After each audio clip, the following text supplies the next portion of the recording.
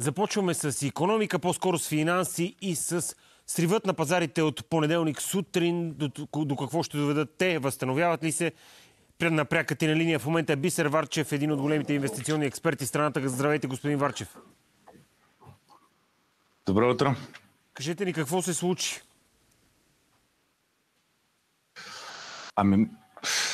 То се случи едно нещо, че пазарите паднаха на грубо около 10%, като най-силно се повлия Никей и японските борси, които паднаха изтриха 1 трилион точка 1 от капитализацията си само в понеделнишния ден за един ден. Нещо, което мисля, че е някакво историческо събитие.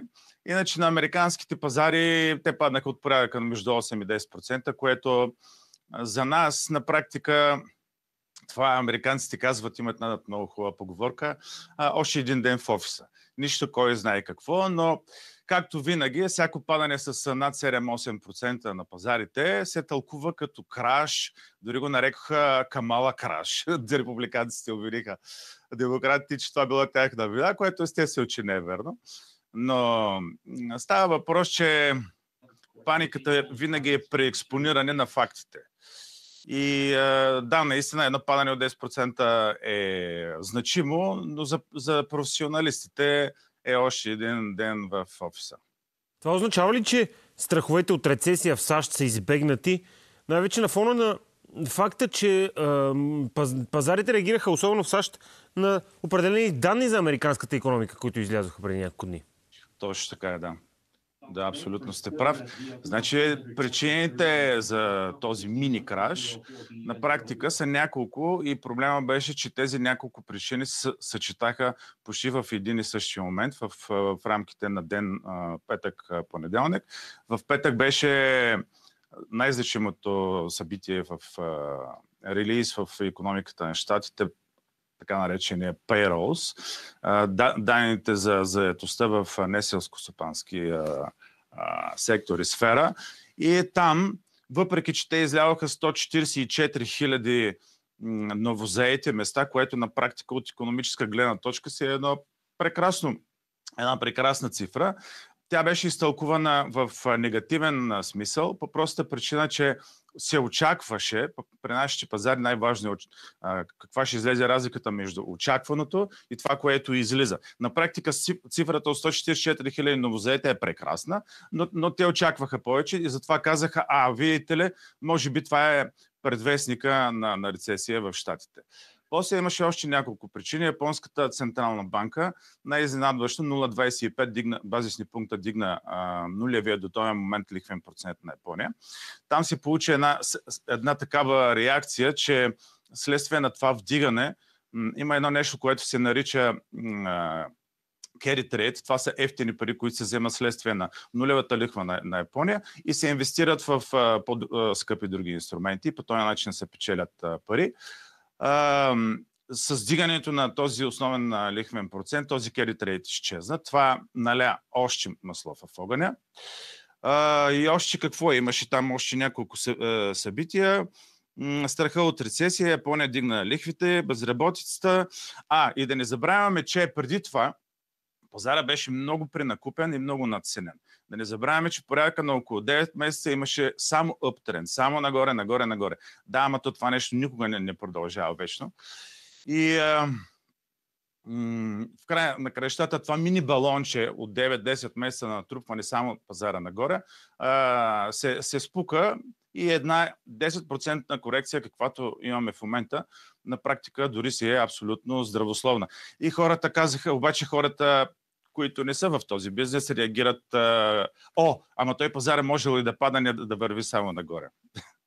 Което господин Варчев, за нас е нищо. Какво е положението в Европа? Как реагират пазарите тук? И въобще какво е положението с икономиката на Стария континент? Разбира се, като нас не интересува най-вече нас. Икономиката на стария континент определено е по-зле от американската, определено е по-зле от японската.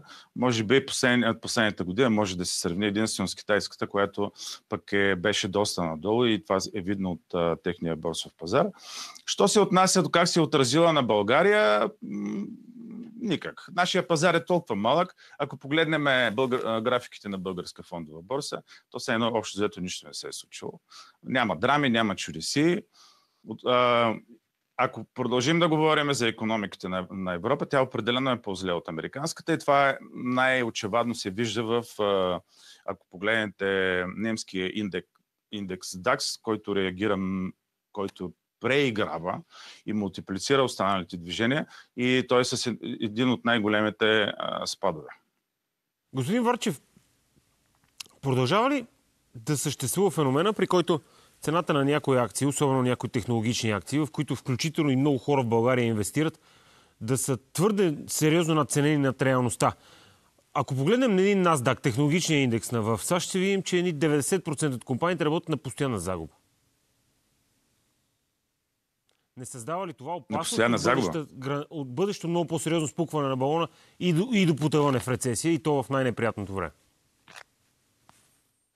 Вижте, в този бизнес, ако някой ви каже, че знае какво ще стане следващия вторник, той най-вероятно послъгва. Профит в този бизнес се прави чрез управление на риска и чрез 1000 други лоста, които ние професионалисти притежаваме, но не толкова с прогнозируемост. Така че какво ще стане? Затова казвам го от гледна точка на това, което говорим в момента, да не се счита като чиста монета. За мен нищо трагично няма да се случи следващите дни. Тази корекция в момента е, както казах, здравословна. Това е като, дори те го наричат промоция. Това е като да си купиш една чанта Луи Витон, например, която струва 4000 евра, а в момента можеш да я купиш за 3400. Ситуацията е много сходна.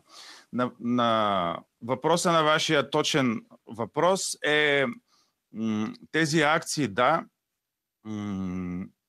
но бяха надценени. Сега в момента, затова тази корекция е здравословна. По простата причина, че сега след една 10% корекция, някои акции, които бяха надценени, бяха пренакупени, бяха преекспонирани.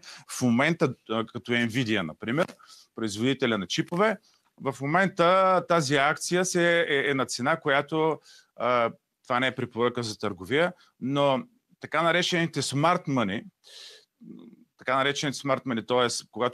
когато ритейл трейдерите продават, а пък професионалистите купуват, точно това се случи и вчера. Ако погледнете графиката, вчера имаме повишение на индексите с грубо около 1%. Днес имаме още 1% повишение, т.е. тази мини паника отминава. Като именно тази здравословна корекция на практика даде възможност и продължава да дава възможност в момента да се купуват тези до миналата седмица много скъпи акции, днес на много прилична цена. Като, пак казвам, това не е препоръка, защото когато ние го правим, ние си поставяме ограничения на риска, стоп-лосове и така нататък. Добре, много ви благодаря. Бисер Варчев, инвестиционен експерт. Говорихме си за срива на пазарите в Япония, САЩ и Европа от началото на тази седмица. Чухте мнението на експерта. Към момента изглежда, че ситуацията на пазарите се стабилизира. Въпреки това, имайте едно предвид. Продължаваме да следим темата и имайте предвид, че нищо от това, което чухте тук, не е инвестиционен съвет. Реклама.